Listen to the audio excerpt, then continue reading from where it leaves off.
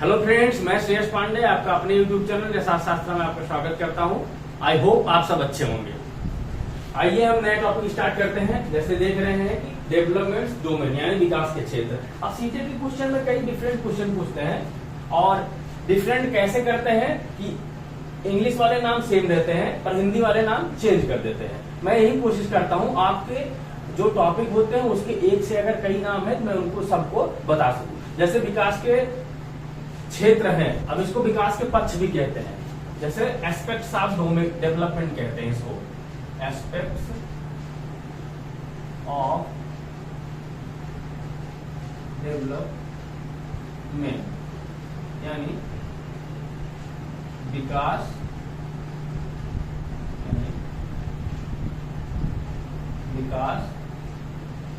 के पक्ष। आप कंफ्यूज नहीं होंगे बिल्कुल भी, चाहे विकास के पक्ष पूछे आपसे या फिर विकास के क्षेत्र। अब विकास के क्षेत्र से में शिक्षा का उद्देश्य क्या होता है और शिक्षक कार्य कैसे करते हैं इसमें ये जान लेते हैं। सबसे पहले बच्चों की अंतर्निहित शक्तियों का सर्वांगीण विकास करना जिससे वे सफल सामाजिक प्राणी बन सके। मतलब बच्चों की अंतर्निहित शक्तियों का विकास करना जो शिक्षक का उद्देश्य होता है और शिक्षक कार्य भी यही होता है, ठीक है। और सर्वांगीण विकास यानी चौमुखी विकास यानी सभी पक्षों का विकास, बालक के चौमुखी विकास या फिर सभी पक्षों के विकास। अब विकास के पक्ष देख लेते हैं कौन कौन से होते हैं। सबसे पहले इसमें दिया है फिजिकल डेवलपमेंट यानी शारीरिक विकास। अब शारीरिक विकास से क्या तात्पर्य है इसका?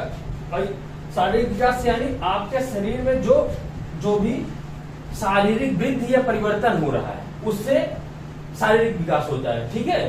दूसरा कॉग्निटिव डेवलपमेंट यानी संज्ञानात्मक विकास क्या होता है कि आपकी मानसिक क्षमताएं, संज्ञान मीन्स होता है कॉग्निटिव मतलब संज्ञान, आपके संज्ञानात्मक बुद्धि क्या है मतलब जैसे मानसिक क्षमताएं, जैसे तर्क करना, किसी चीज को याद करना या समस्या को हल करना, वो किसमें आएगा? संज्ञानात्मक विकास में। इमोशनल डेवलपमेंट यानी भावनात्मक विकास, आप अपने भावनाओं को समझना और उसको नियंत्रित करना, ये होता है भावनात्मक विकास के अंदर। अब सामाजिक विकास क्या होगा? Social development. सामाजिक विकास मतलब एक दूसरे से बात करना और सीखना, ये होता है सामाजिक विकास। सबसे इंपॉर्टेंट इसमें आता है क्या? मोरल डेवलपमेंट यानी नैतिक विकास। नैतिक विकास मतलब सही और गलत चीज को समझना और नैतिक मूल्यों को समझना, वो किसमें आता है? नैतिक विकास। अब हमने देख लिया कि विकास के पक्ष ये होते हैं। अब हम एक एक करके सबको और अच्छे से समझेंगे।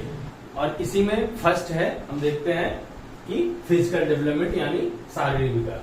तो जैसा मैंने आप सबको बताया था कि माइंड मैपिंग के लिए मैं कुछ अलग से कर रहा हूं ताकि जिससे आपको याद न रखना पड़े, सीधे माइंड में छप जाए।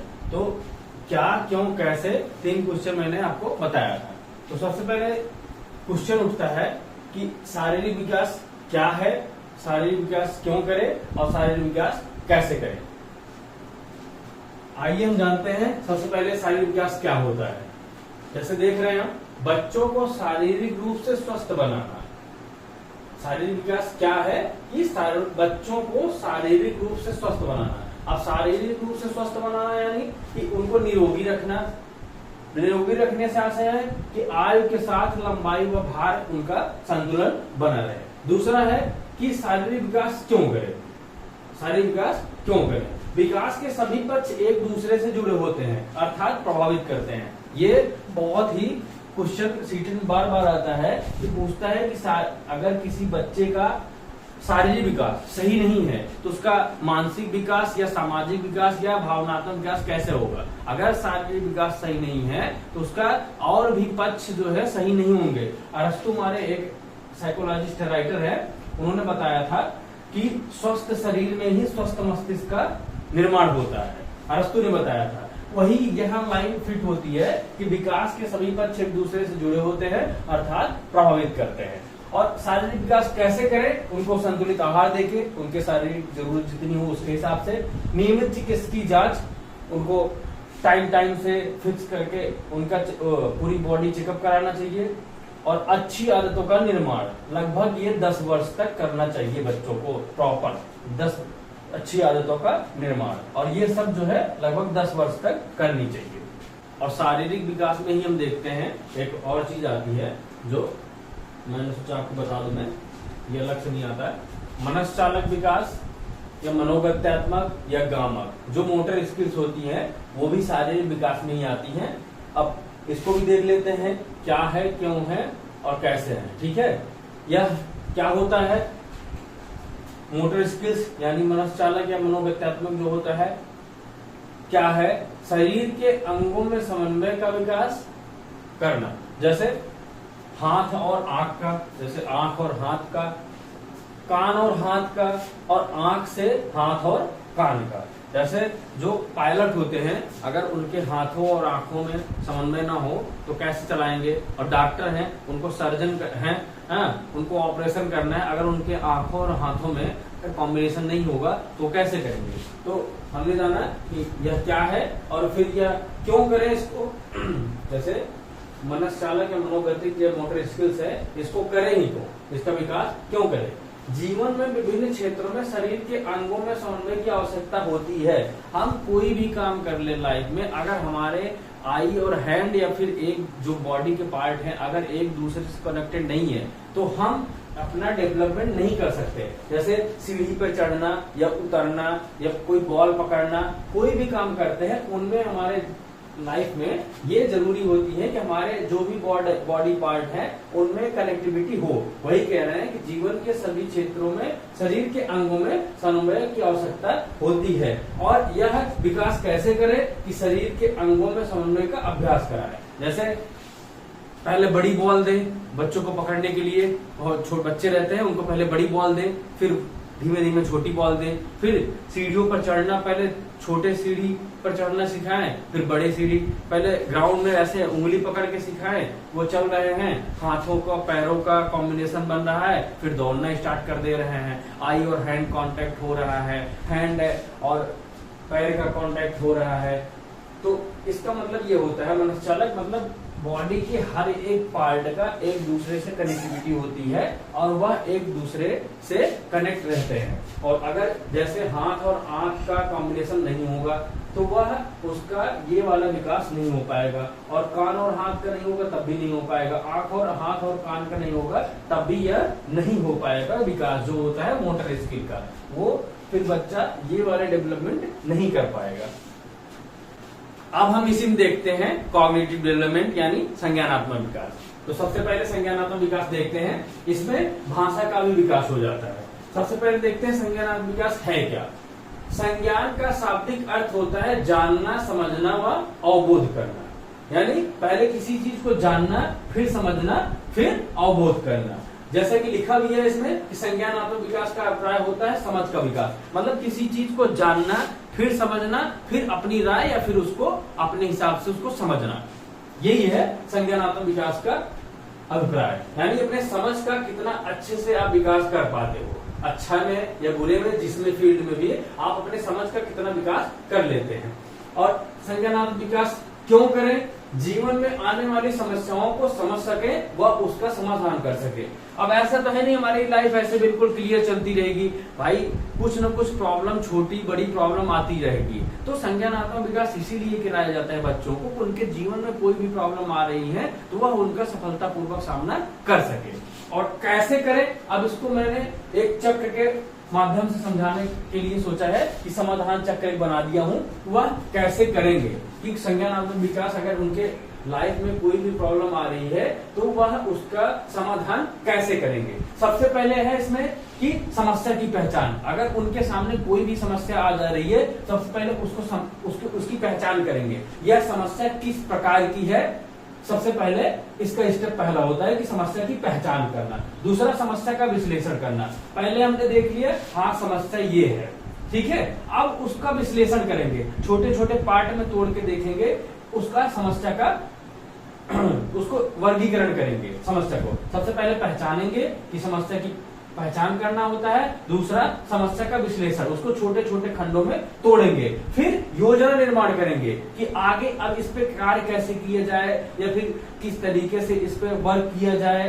हाँ, उसके बाद फिर योजना का क्रियान्वयन। तब पहले सबसे पहले देख लेते हैं कि समस्या की पहचान करेंगे, फिर उसको छोटे छोटे खंडों में तोड़ेंगे, विश्लेषण करेंगे, फिर उस पे योजना बनाएंगे, उसके बाद फिर उसका क्रियान्वयन करेंगे।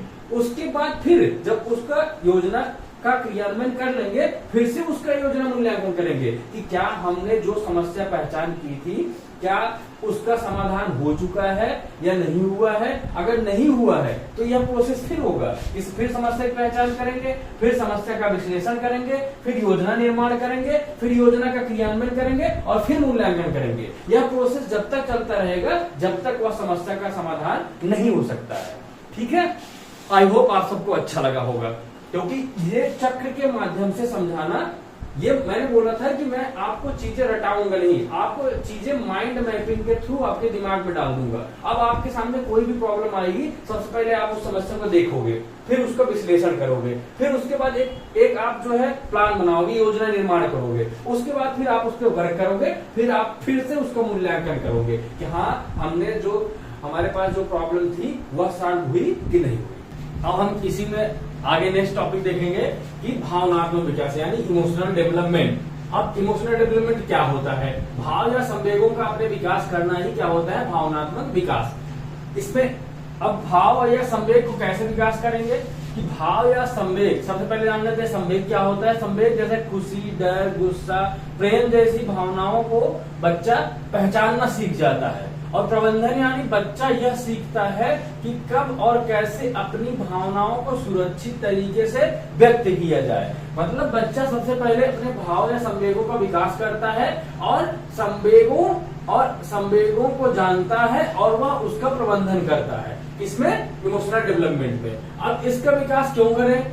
क्योंकि यह भावनात्मक समस्याओं का समाधान करने के लिए इसका विकास किया जाता है। अब भावनात्मक समस्या जैसे बच्चा गुस्सा, निराश, उत्तेजना जैसी भावनाओं को नियंत्रित करना सीख जाता है। अब इसका विकास क्यों करें? बच्चों के प्रबंधन के लिए। अब बच्चों के प्रबंधन के लिए एक ऐसी सिचुएशन क्रिएट की जाए कि जैसे बच्चे का जो संवेग है, जैसे कोई भी क्लास में एक ऐसी सिचुएशन क्रिएट की जाए जिससे बच्चा खुद के संवेगों को विकसित करने को उसका अवसर प्राप्त किया जाए। मतलब हम ऐसी एक सिचुएशन क्रिएट करेंगे जैसे बच्चे के संवेग खुद को नियंत्रित करने के लिए उसको अवसर देंगे और वह उस अवसर के हिसाब से अपने संवेगों को नियंत्रित करना सीख जाएगा। वही लिखा है इसमें कि भावों के प्रबंधन के लिए विभिन्न परिस्थितियों को उत्पन्न करके छात्रों को भावों के प्रबंधन के अवसर दें। अब हम मिलते हैं नेक्स्ट टॉपिक। अब हम इसमें देखते हैं नेक्स्ट कि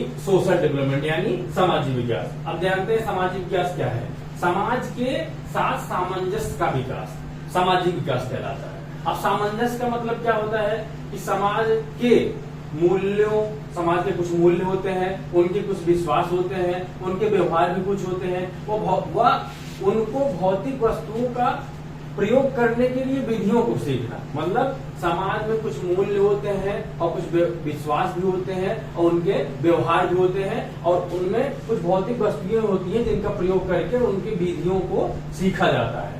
सामंजस्य का मतलब यही है कि उनके कुछ बनाए गए विश्वास हैं, उनके कुछ बनाए गए मूल्य हैं और उनके कुछ व्यवहार हैं। उन सबको भौतिक वस्तुओं में प्रयोग करके उनकी विधियों को सीखना ही क्या कहलाता है? सामाजिक विकास कहलाता है। अब सामाजिक विकास क्यों करें? सफल सामाजिक प्राणी बन सके। सफल सामाजिक प्राणी मतलब अच्छे समाज का निर्माण हो सके, ताकि जब हम सफल सामाजिक प्राणी बनेंगे तभी अच्छे समाज का निर्माण होगा। तो आप जानते ही हैं कि हम सुधरेंगे पूरा देश सुधरेगा। उसी लॉजिक पे कि सफल सामाजिक प्राणी बन सके, सफल सामाजिक प्राणी कैसे बनेंगे? जब हम बनेंगे तो अच्छे समाज का निर्माण हो सकेगा। और कैसे करें सामाजिक विकास? कैसे करें? अच्छे मूल्यों, विश्वासों, व्यवहारों व भौतिक वस्तुओं का अच्छे से प्रयोग करने का वातावरण निर्माण करें या उनको अवसर प्रदान करें। अब हम देखेंगे नेक्स्ट टॉपिक अपना जो है मोरल डेवलपमेंट यानी नैतिक विकास। नैतिक विकास क्या होता है सबसे पहले जान लेते हैं। समाज के समस्त नियमों को सीखना। समस्त नियम मतलब ऐसे ही सारे नियम नहीं सीख लेना। इंडिविजुअल डिफरेंसेस होते हैं, कुछ अच्छे लोग होते हैं, कुछ बुरे लोग होते हैं, तो सभी नियम नहीं सीखना है। नैतिक नियमों को मतलब समाज के समस्त नैतिक नियमों को सीखना ही नैतिक विकास कहलाता है। अब नैतिक नियम जैसे बड़ों का सम्मान करें, समय का पालन करें, ईमानदार बने, कर्तव्यनिष्ठ बने, सदैव सत्य बोले और अच्छे मूल्यों का विकास करें। और जब तक अच्छे मूल्य को विकास नहीं करेंगे तब तक हम नैतिक विकास अपना नहीं कर पाएंगे। अब नैतिक विकास क्यों करें? नैतिक विकास क्यों करें?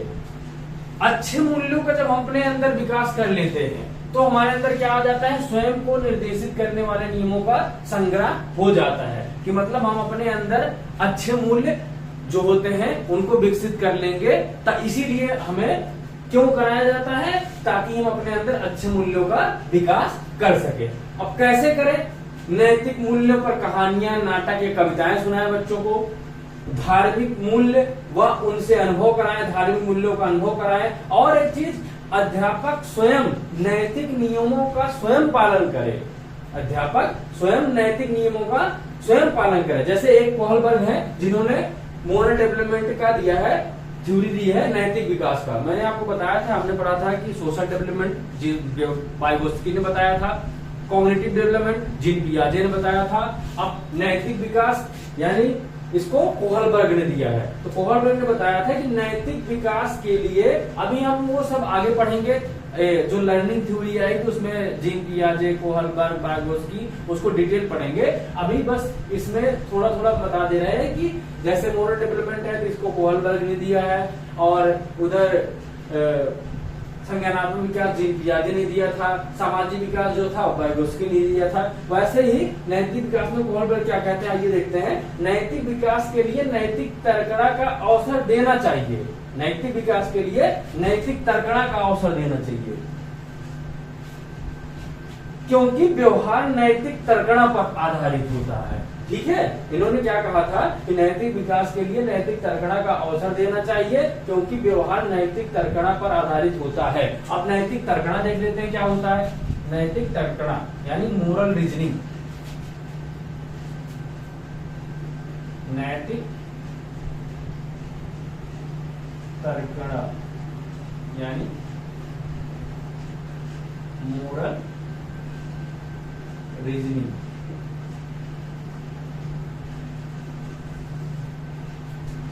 इसको समझने के लिए अब होता क्या है, सबसे पहले मैं इसको क्लियर कर देता हूं।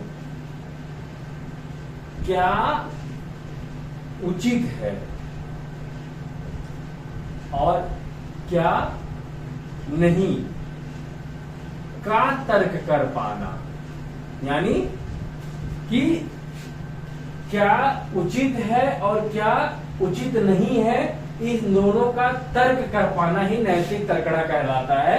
वही कोहलबर्ग ने कहा है कि नैतिक विकास के लिए नैतिक तर्कणा का अवसर देना चाहिए, क्योंकि व्यवहार नैतिक तर्कणा पर आधारित होता है। और हमने जान लिया कि नैतिक तर्कणा क्या होता है, क्या उचित है और क्या अनुचित है, उस पर अगर तर्क कर रहे हैं वो होता है नैतिक तर्कणा। आई होप आप सबको ये बहुत अच्छा लगा होगा, और आशा करता हूं कि आप इसके पहले वाला वीडियो भी देख चुके हैं। डेवलपमेंट डोमेन आज यहाँ हमारा समाप्त होता है। अब हम मिलते हैं अपने नेक्स्ट टॉपिक के साथ। जय हिंद।